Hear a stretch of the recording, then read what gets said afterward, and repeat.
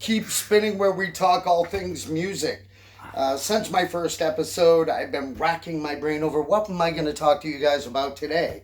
Well, that made me think back to when I first started collecting vinyl, which I never knew would get so big, but as a lot of people have said, it's all about climbing down that rabbit hole, and that rabbit hole being just trying to find the pieces that you want.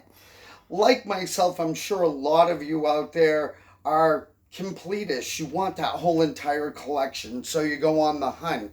And like you, I found myself online digging through Google and other assorted websites trying to find those albums I was seeking to add to my collection. Pieces that I felt like I just couldn't live without. Things I wanted to throw on the turntable, set that stylus down, and hear that sound pouring out of the speakers. Well, little did I know that in today's day and age of vinyl and this resurgence we're on, that there were going to be people out there who were going to take advantage of one another and price gouge. That's a whole different topic for a whole nother time, I suppose. But I ended up going down that rabbit hole, like I said. And the first album I'm going to show you is one of those albums that I knew I had to have. But when I looked it up on Discogs and eBay, and hold on, I got myself a little cheat sheet today, I found that the original copy of this album went for a high of $600 and last sold for $513. Now, look, I'm not about to sell a kidney, my firstborn, or my spouse in order to obtain a piece of vinyl, although I'm sure I've thought about it like maybe some of you have too. Let's admit it, we love our music. But the first one I'm going to show you is this. This is Marilyn Manson, Antichrist Superstar, released in 1996.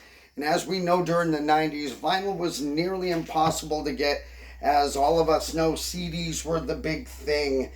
So what I'm talking about is, dare I say it, unofficial vinyl or bootlegs. Now, the problem with bootlegs is you never know and you're never guaranteed a quality of pressing. You never know, is it going to sound good or bad? And when you're throwing your hard-earned dollars out there, you want to know that what you're buying is going to sound great coming through those speakers. Well, let me tell you, I found a website that had incredible pressings that when I set that stylus down, I would have thought it was the original, but for a hell of a lot less money. So what's the problem with unofficial then? Let's face it.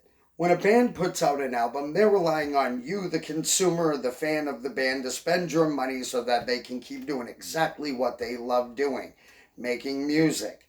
Sure, they get money from touring and from merch out on the road, but let's face it, without that music, there'd be no need for a tour, there'd be no merch, and there'd be no need for fans. So I pulled the trigger. Now, granted, some could say, but you just robbed that band of their hard-earned money. No, what I did was rob the label of the hard-earned money. If labels really cared about the consumer, like myself, wouldn't they think about putting out a repress on a greater scale? And something I'll talk about in another episode is limited pressings or exclusive pressings. But for now, let's talk unofficial. Are they out there? They certainly are, and they represent things like this. Motley Crew. This was a self-titled album that they did with John Corabi on vocals. Being that that album never sold well, and that it didn't take well with fans, it never got pressed to vinyl. But a guy like me who loved that album certainly didn't want to just have it on CD.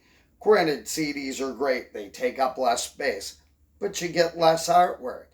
And you just don't have the pleasure of watching that platter spin. So I pulled the trigger. Once again, was it cheap? I think I paid approximately $40 for that album. What's akin to what you would pay for out on the open market now for a brand new pressing anyhow. But it was something I had to have in my collection. Well, not have, maybe. Or need or want, just it was important to me. It was an album that I felt like I related to. Next, I'm going to show you three. This is where the whole idea of being a completist comes into play. I love the band Tool, but as we all know, they're a bit elusive and their albums come out years and years apart. And, well, I don't know if I could say their label doesn't show them great support, but I can tell you, they don't think about the vinyl community. And nowhere is that more shown than in this album.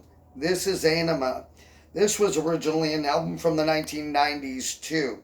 Currently on Discogs, this album is being sold for a high of $1,400. Talk about selling your firstborn. Last sold for $450. Once again, an unofficial pressing. Now, Tool has been known to not release. For example, albums like 10,000 Days never got an exclusive vinyl release, nor did Fear Inoculum. All of these are now albums that are merely unofficial pressings. So what do, vinyl community? Do you pull the trigger and buy that unofficial, or do you feel guilt over the fact that maybe you didn't give your money to that band? How badly did you want that album, or do you sit at home and you wait to hear online, oh, there's been a repress finally? Well, let me tell you, I've never found an unofficial pressing that has kept me from wanting to buy more unofficial pressings. Not only are they affordable, they give me exactly what I'm looking for. Now, that's not to say if a band like Tool were to come to us and say online, hey, we're re-releasing all these albums on vinyl, am I going to pull the trigger? Most likely, and here's why. Because I do love that band. I do want to show them support, and I do want them to know I'm out here, that I love what they do, and that their music matters to me. Now, what is the downside of unofficial pressings? I've noticed with a lot of these pressings, your sleeves are fairly thin. They're not the strongest constructed paper sleeves I've ever had in a collection. So I've had to bulk them up with inserts of cardboard. In some cases, labels are very misprinted. Track lists are screwed up. But come the end of it, what's important is the music on that platter. So how about you do me a favor out there on YouTube? Sound off on the comments about how you feel about unofficial pressings and whether or not that would be something you would choose to do. And before I go today, do me a favor. Hit that like button, hit the subscribe button, and hit that notification bell so you know when I put up my next video. And until next time, spinners, just keep spinning.